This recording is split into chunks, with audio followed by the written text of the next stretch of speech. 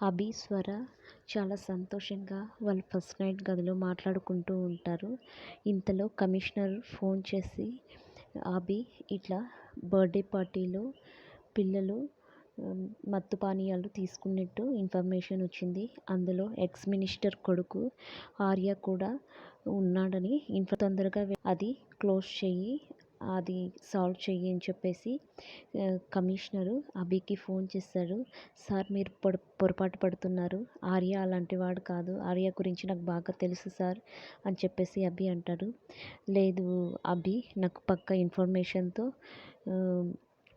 నాకు ఇన్ఫర్మేషన్ వచ్చింది, పక్కా ఆధారాలతో. నువ్వు తొందరగా వెళ్ళు అని చెప్పేసి అంటాడు. అభి తర్వాత నాకు ఇంపార్టెంట్ కేసు వచ్చింది స్వర, నేను తొందరగా వచ్చేస్తాను అని చెప్పేసి అభి వెళ్తాడు. ఇంట్లో వాళ్ళందరూ స్వర, నువ్వు ఎందుకు పోనిచ్చావమ్మా, నువ్వు చెప్పచ్చు కదా అంటే, లేదు బామ్మ, కమిషనర్ గారు ఫోన్ చేశారు, ఆయన చాలాసేపు మాట్లాడారు, చాలా అర్జెంట్ అని చెప్పేసి అన్నారు, అందుకోసమే నేను కూడా ఏం మాట్లాడలేదు అంటే, సరే అని అందరూ గమ్మునైపోతారు.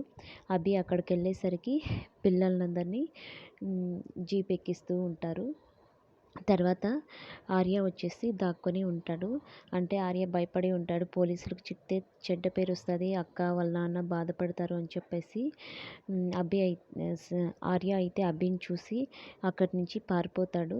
తర్వాత అభి ఎవరో పారిపోతున్నారు అని చెప్పేసి వెతుక్కుంటూ పోతే ఆర్య అని తెలిసి, ఆర్య ఆగు, ఆర్య ఆగు అన్నా కూడా ఆర్య ఆగకుండా పరిగెత్తూ ఉంటాడు. ఇంతలో ఆర్య ఒక చోట దాక్కొని వాళ్ళ అక్కకి ఫోన్ చేస్తాడు. అక్క, నాకు చాలా భయంగా ఉంది, పోలీసులు నన్ను తరుముతున్నారు, నేను చచ్చిపోతానేమో అని భయంగా ఉంది అని చెప్పేసి అంటాడు. నీకేం భయం లేదురా, వస్తున్నాను అని చెప్పేసి స్వర చెబుతుంది. నాయుడు కూడా పిల్లల్ని కలవడానికి చూడ్డానికని కారులో వస్తూ ఉంటాడు. మధ్యలో ఆర్య పరిగెత్తూ ఉండేది చూసి రాయుడు గారు కూడా నిలుస్తారు. అంటే విశాల్ ప్లాన్ చేసి ఉంటాడు కదా, ఆర్యాని అడ్డ పెట్టుకొని అభిని దెబ్బ కొట్టాలి, అభిని నాశనం చేయాలి అని చెప్పేసి. ఈ విశాల్ ప్లాన్లోనే ఇంకొక పోలీసులు ఇంకొక జీపులో వచ్చేసి ఆర్యాను వెతకబోతుంటే, అభి పట్టుకోబోతుంటే ఇంకొక పోలీస్ వచ్చేసి షూట్ చేస్తాడు. ఇంతలో రాయుడు అది చూసి ఆర్యను కాపాడబోయి రాయుడికి ఆ బుల్లెట్ తగులుతుంది. అందరూ అయితే అభినే షూట్ చేశారు అని చెప్పేసి అనుకుంటారు. పోలీస్ కమిషనర్ కూడా అక్కడికి వస్తారు.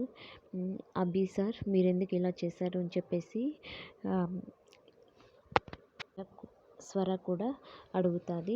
ఆర్య కూడా, అభి సార్, మీరంటే నాన్నకు చాలా ఇష్టం, అభిమానం, మీ ఇద్దరి పెళ్ళి గ్రాండ్గా చేయాలని కన్నారు, మీరెందుకు అభి సార్ ఇలా చేశారు అని చెప్పేసి ఆర్య కూడా అంటాడు.